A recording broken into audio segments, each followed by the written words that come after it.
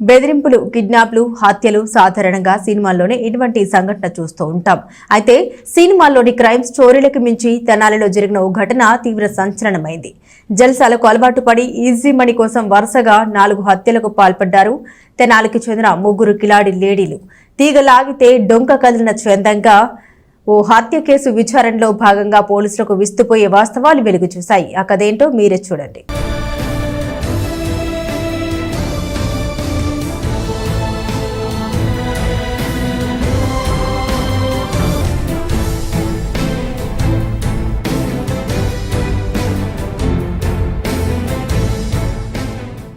Cyanide killers 3 మహిళలు, 4 హత్యలు, 3 హత్యాయత్నాలు. ఈ వ్యవహారం మొత్తంగా కూడా రాష్ట్ర వ్యాప్తంగా సంచలనం సృష్టించింది. తెనాలి ఎడ్డలింగే కాలనీకి చెందిన ఈ 3 మహిళలు ఒక ముఠాగా ఏర్పడి 4 హత్యలకు పాల్పడ్డారు. మరో 3 హత్యలు చేసేందుకు కూడా యత్నించి విఫలమయ్యారు. ఎడ్లలింగే కాలనీకి చెందిన వెంకటేశ్వరమ్మ అలియాస్ బుజ్జి, అట్లాగే రమణమ్మ, అట్లాగే రజని, ఈ 3 కూడా ఒక ముఠాగా ఏర్పడి తెనాలికి చెందినటువంటి 4 దారుణంగా హత్య చేశారు. మొత్తంగా చూసుకుంటే కనుక తీసుకున్న బాకీ డబ్బులు చెల్లించేందుకు కానీ, అట్లాగే వారి దగ్గర ఉన్నటువంటి బంగారు ఆభరణాలు, అట్లాగే డబ్బులు కూడా కాజేసేందుకు కానీ మొత్తంగా ఒక వ్యూహం పన్ని వీళ్ళందరినీ కూడా ఈ 4 హత్యలకైతే పాల్పడిన సంఘటన అయితే కనిపిస్తుంది. మొత్తం వ్యవహారం నిన్న గుంటూరులో జిల్లా ఎస్పీ ప్రెస్ మీట్ పెట్టి మొత్తంగా ఈ కేసు వ్యవహారాన్ని కూడా చెప్పిన నేపథ్యంలో కూడా ఈ ఘటన మొత్తంగా కూడా చాలా సంచలనాత్మకమైంది. తెనాలి ఎడ్లలింగే కాలనీలో మొత్తంగా కూడా తీవ్ర చర్చనీయాంశంగా ఈ ఘటన అనే వ్యవహారం అనేది కూడా కనిపిస్తూ ఉన్న పరిస్థితి కనిపిస్తోంది. తెనాలి ఎడ్లలింగే కాలనీకి చెందినటువంటి ఈ 3 మహిళలు ఎవరైతే ఉన్నారో వెంకటేశ్వరమ్మ అలియాస్ బుజ్జి, అట్లాగే రజని, అట్లాగే రమణమ్మ, ఈ 3 కూడా నమ్మించి కూడా వాళ్ళని నమ్మి ఉన్నటువంటి వాళ్ళందరినీ కూడా హత్యకు పాల్పడుతున్న పరిస్థితి కనిపిస్తుంది. 4 కూడా సైనైడ్ పెట్టి హత్య చేశారు. ఈ 4 హత్యలు కూడా దాదాపుగా కూడా ఈ 4 హత్యలు కూడా తీగలాగితే డొంక కదిలిన చందంగా కూడా ఒక హత్య కేసు విచారణ చేపడుతున్న నేపథ్యంలో కూడా అవన్నీ వెలుగులోకి వచ్చాయి. ఇక్కడికి సంబంధించి అసలు ఏం జరిగింది, ఈ మహిళలు ఒక ముఠాగా ఏర్పడి ఈ 3 మహిళలు 4 ఏ విధంగా హత్య చేశారు, ఎందుకు హత్య చేశారు అనేది కూడా ఇక్కడ స్థానికుల మహిళలు కొంతమంది ఉన్నారు. బాధితులు వాళ్ళతో వారి దగ్గర నుంచి కూడా త్రుటిలో తప్పించుకున్న మహిళలు కొంతమంది ఉన్నారు. అట్లాగే వారి చేతిలో హత్యకు గురైన కుటుంబ సభ్యులు కూడా కొంతమంది ఉన్నారు. వాళ్ళని అడిగి తెలుసుకునే ప్రయత్నం చేద్దాం. ఏం జరిగిందమ్మా అసలుకి? ఈ 3 ఈ వెంకటేశ్వరమ్మ, రమణమ్మ, రజని, ఈ 3 అసలు మీకు ఎట్లా పరిచయం, ఏం చేశారు? వీళ్ళు ఏం చేశారంటే సార్, మరి గోలిడొంకలో ఇల్లు ఉంది సార్, ఇల్లు కట్టిస్తానని వాళ్ళు మామూలు కట్టిస్తారని తీసుకుపోయారు సార్. తీసుకుని వెళ్తే మామూలుగా అక్కడ ఏం జరిగిందంటే మా ఆయన ఫోన్ చేశాడు. వాళ్ళు వీడియో మీదకి కడతారు చూడండి, వాళ్ళు అడిగా నేను ఆయన అడిగితే మటుకు ఆయన రానని చెప్పాడు. ఇంక చెప్తే నేను ఇంకా ఎందుకు మరి ఆయన రానప్పుడు మమ్మల్ని ఎందుకు పిలుచుకొచ్చాను కూడా అడిగా నేను. అడిగితే సరే ఇవాళ రానంటే ఇంక 2 రోజులు ఆగి వద్దాము, తీసుకెళ్ళంటే ఇలా ఇల్లు కట్టిస్తాను అంటున్నాడు. ఫోటో దింపు దానికోసం నేను పిలుస్తున్నానని. ఎవరికి చెప్పొద్దు, మీ అక్కకి చెప్పొద్దు, పక్కన వాళ్ళు ఎవరికైనా ఇల్లు వచ్చిన వాళ్ళకి ఎవరికి చెప్పొద్దు, నువ్వు ఒక్కదాన్ని రానని వాళ్ళ అమ్మని కూర్చోబెట్టుకుని నేను వెళ్ళానండి. ఆ అమ్మాయి కూడా వెనకమాల ఉంది. వెళ్ళిన తర్వాత థమ్స్అప్ ఇచ్చారు. థమ్స్అప్ ఇస్తే మేడం నేను తీసుకోలేదు, మా ఆయన ఫోన్ చేశాడు. ఇంకా అంతట్లో వచ్చేసాను సార్. అది జరిగింది అక్కడ. నా మీద ఒంటి మీద బంగారం కూడా లేదు. తేపకు అడిగేవాళ్ళు, నీ దగ్గర ఎంత బంగారం ఉంది, ఏంది, మీ అమ్మాయికి ఎంత కట్నం ఇచ్చేవాళ్ళు అడిగేవాళ్ళు. అడిగితే ఈ సమాధానం చెప్పేదాన్ని, ఇంత బంగారం ఉంది, మా అమ్మాయికి పెళ్లి చేయాలని నేను చెప్పేదన్నానండి. మా తోడుకోళ్ళు కూడా పక్కనే ఉన్నానండి. ఇలాగ రజని అండి, మా తోడుకోళ్ళు రజని. ఖచ్చితంగా ఇప్పుడు మనతో మాట్లాడిన మహిళలు చూసుకుంటే కనుక ఆవిడని దాదాపుగా 2 సంవత్సరాల క్రితం నమ్మించి గోలిడొంక ప్రాంతానికి తీసుకెళ్లి దంసప్లో సైనైడ్ కలిపి హత్య చేసే ప్రయత్నం చేశారు. ఆవిడ వద్ద పెద్ద మొత్తంలో బంగారం ఉంది, వాళ్ళ కుమార్తె పెళ్లికి దాచుకున్న బంగారం ఉంది. ఆ బంగారాన్ని కూడా దోచుకునేందుకు కూడా దీనికి పాల్పడ్డారు. అయితే ఆవిడ ఈ దంసప్ తాకుండా వాళ్ళ హస్బెండ్ ఫోన్ చేసిన నేపథ్యంలో కూడా వెంటనే అప్రమత్తమై వెంటనే వచ్చేసిన నేపథ్యంలో కూడా ఆమె ప్రాణాలతో అయితే బయటపడింది. ఈ వ్యవహారం కూడా ఇప్పుడే వెలుగు చూస్తుంది. అట్లాగే ఎడ్లలింగే కాలనీకి చెందినటువంటి నాగూర్బి అనే మహిళ అసలు వ్యవహారం మొత్తంగా కూడా వెలుగు చూస్తుంది. ఈ హత్య కేసులోనే నాగూర్బి అనే మహిళ గత జూన్లో వడ్లమూడి దగ్గర హత్యకు గురైంది, దారుణ హత్యకు గురైంది. వీళ్ళు కూడా ఈ 3 మహిళలు ఎవరైతే ఉన్నారో వాళ్ళు ఈ నాగూర్బిని నమ్మించి ఆటోలో అక్కడికి తీసుకెళ్లి వడ్లమూడి దగ్గరికి తీసుకెళ్లి కూడా సైనైడ్ ఇచ్చి కూడా చంపేసిన పరిస్థితి ఉంది. అసలు ఆ విచారణలోనే ఈవిడ ఎట్లా చనిపోయింది ఏంటనేది విచారణ చేబ్రోలు పోలీసులు విచారణ చేస్తుంటే అసలు ఈ మొత్తం వ్యవహారాలు వెలుగులో వచ్చినాయి. నాగూర్బి హత్యకు గురైనటువంటి నాగూర్బి కుమారుడు ప్రస్తుతం మనతో పాటు ఆయన అడిగి తెలుసుకుందాం. ఏం జరిగిందండి ఆ రోజు? మీ అమ్మగారు ఎట్లా వెళ్ళారు వాళ్ళతో పాటు? మా అమ్మగారు జూన్ నెల 5వ తారీఖు మిస్ అయ్యారు సార్. నగల దుకాణంలో ఉన్న వస్తువు తీసుకొస్తా అని చెప్పేసి నగల దుకాణంకి వెళ్ళారు సార్. అప్పుడు వెళ్ళినామా ఇంకా తిరిగి రాలేదండి. మేము 2 రోజులు ఆమె కోసం వెతికాము సార్, అయినా కూడా ఆమె ఆచూకీ లభించలేదు. జూన్ నెల 7వ తారీఖు తెనాలి 3 టౌన్ పోలీస్ స్టేషన్లో కేసు పెట్టాం సార్. ఆ పోలీసులు కేసు నమోదు చేసుకుని విచారించారండి. జూన్ నెల 13వ తారీఖు వడ్లముడి గ్రామంలో గుర్తు తెలియని మహిళ మృతదేహం అని టీవీలో వచ్చింది సార్. అది చూసి మేము 310 పోలీస్ స్టేషన్ దగ్గరికి వెళ్ళాం సార్. వెళ్తే వాళ్ళు కొన్ని డెడ్ బాడీ ఫోటోలు చూపించారు సార్. అవి మా అమ్మగారిదని నిర్ధారించుకున్నామండి. జూన్ 14వ తారీఖు గుంటూరు మార్చిరీలో పోస్ట్మార్టం చేశారు సార్. వడ్లముడి గ్రామంలో మృతదేహం మా అమ్మగారి మృతదేహం దొరికింది కాబట్టి చేబ్రోడ్లో కేసు నమోదు చేశారు సార్. నమోదు చేస్తే ఇక 6 రోజుల నుండి కేసు అనుమానం ఎవరైనా ఉన్నారా అంటే నేను అనుమానం ఇక్కడ మునగప్ప రజని అని మా అమ్మగారితో ఎక్కువ స్నేహం ఉంటారు సార్. ఆమె మీద అనుమానం ఉందని కేసు పెట్టాను సార్. అట్లాగా పోలీసు వాళ్ళు విచారించారు సార్. మునగప్ప రజనీని పిలుచుకొచ్చి విచారించగా మిగిలిన ఇద్దరిది కూడా చెప్పేశారండి. ఇట్లా సైనైడ్ వేసి చంపేస్తున్నారు.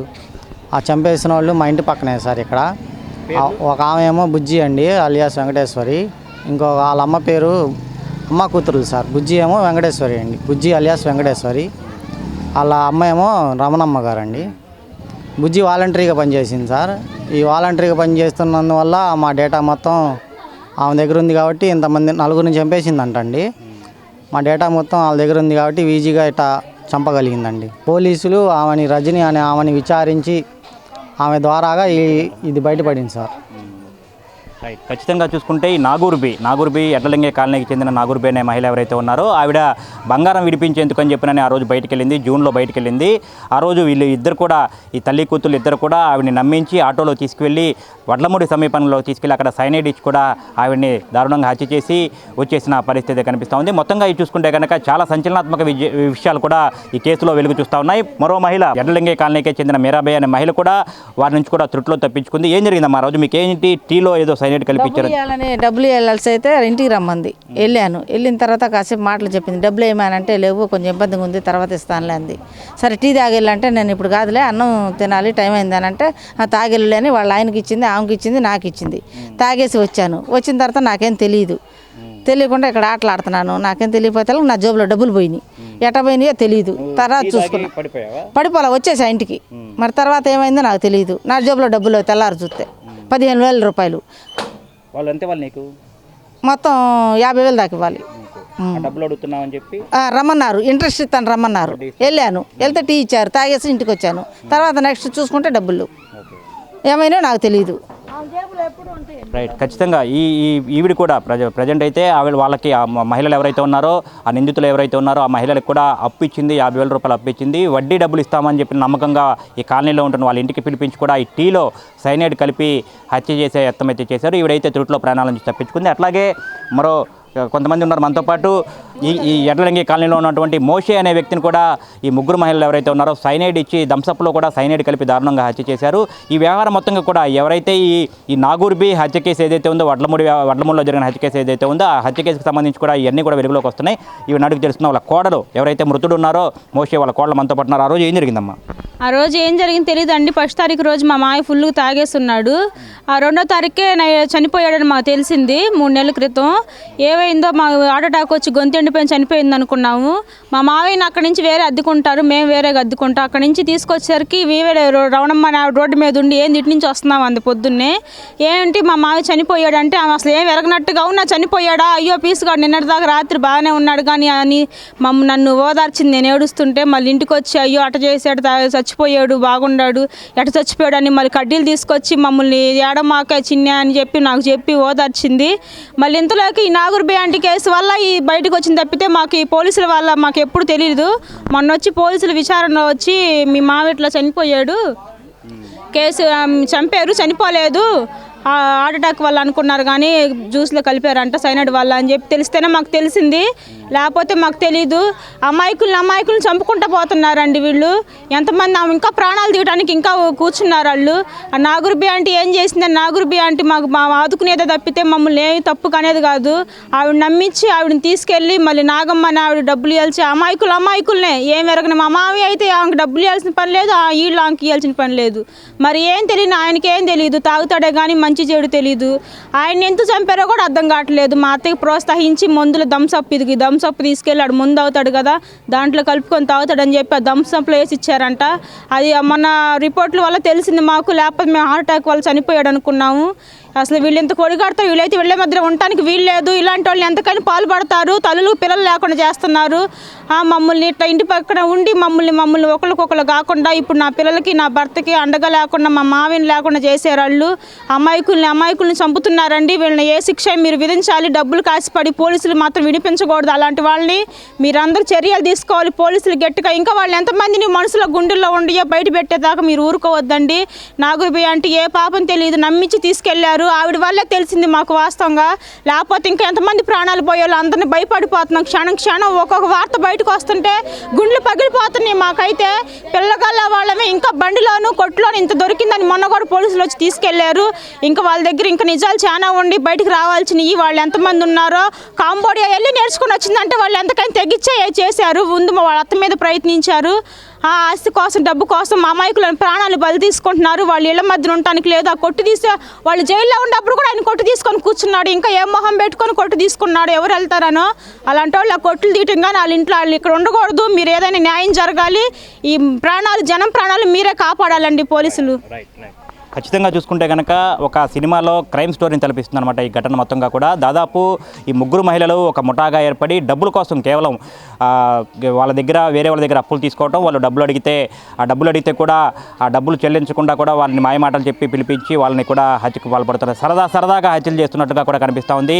ఈ మోషే అనే వ్యక్తికి సంబంధించి కూడా హత్యకు పాల్పడటం కూడా చాలా సిల్లీ వ్యవహారాలు అయితే వెలుగు చూస్తున్నాయి. చిల్లర కొట్లో అతనికి ఏదో చిన్నపాటి గొడవ నేపథ్యంలోనే అతనికి కూల్ డ్రింక్లో సైనైడ్ కలిపి కూడా అతను హత్య చేసినట్లుగా కనబడుతోంది. ముగ్గురు మహిళలు కూడా దాదాపుగా ఇప్పుడు ప్రస్తుతం అయితే పోలీసులు నిన్న గుంటూరులో ఎస్పీ ప్రెస్ మీట్ పెట్టి కూడా వాళ్ళందరినీ కూడా అరెస్ట్ చేసి చూపించిన పరిస్థితి ఉంది. మొత్తంగా ఈ కాలనీకి సంబంధించి ముగ్గురు మహిళలు కూడా చాలా దారుణాలకు పాల్పడుతున్నారు. వారిని కూడా పోలీసులు కఠిన చర్యలు తీసుకోవాలి, వాళ్ళని ఎట్టి పరిస్థితుల్లో కూడా వదలొద్దని చెప్పిన కూడా ఈ మహిళలు ఇక్కడ స్థానికంగా ఉంటున్నటువంటి మహిళలందరూ అయితే ఆవేదన వ్యక్తం చేస్తున్నారు. దాదాపు 4 హత్యలకు పాల్పడ్డారు ఈ ముగ్గురు మహిళలు. అట్లాగే 4 హత్యలకు పాల్పడడంతో పాటు 3 హత్యాయత్నాలు చేశారంటే ముగ్గురిని కూడా సైనైడ్ ఇచ్చి నమ్మకంగా బయటకు తీసుకెళ్ళటం, నమ్మకంగా ఇంటికి పిలిపించడం, అట్లా చేసి కూడా వారిని హత్యాయత్నానికి పాల్పడ్డారు. ఆ ముగ్గురు కూడా త్రుటిలో తప్పించుకొని కూడా ప్రాణాలు అయితే కాపాడుకున్న పరిస్థితి కనిపిస్తుంది. ఇందులో ప్రత్యేకంగా అయితే సినిమా క్రైమ్ స్టోరీని తలపించే విధంగా ఉన్నటువంటి ఈ ఘటన మొత్తంగా కూడా ఇటు తెలుగు రాష్ట్రాలతో పాటు కూడా తెనాలిలో కూడా తీవ్ర సంచలనంగా మారిన పరిస్థితి. కెమెరామెన్ భాస్కర్తో గోపిచంద్, ఎస్ న్యూస్.